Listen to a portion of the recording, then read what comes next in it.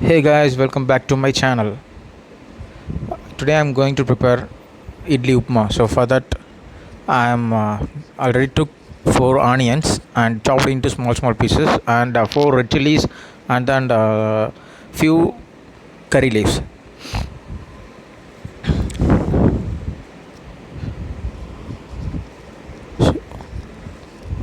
So I already took 5 idlis. So this is a new kind of upmas, so it will taste is good. So for I'm going to take one fry pan and put oil for 2 teaspoons. So after that I'm added chana dal and mustard seeds into this. So after that I already we have that chopped onions, right? So I'm just going to add those into this fry pan. So I'm going to deep fry.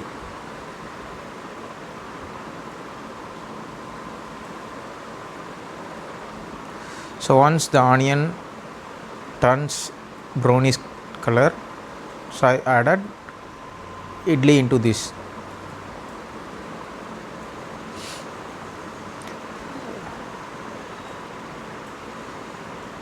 The one who don't like upmas, definitely that people's, even that people's also like this kind of upmas, so must try.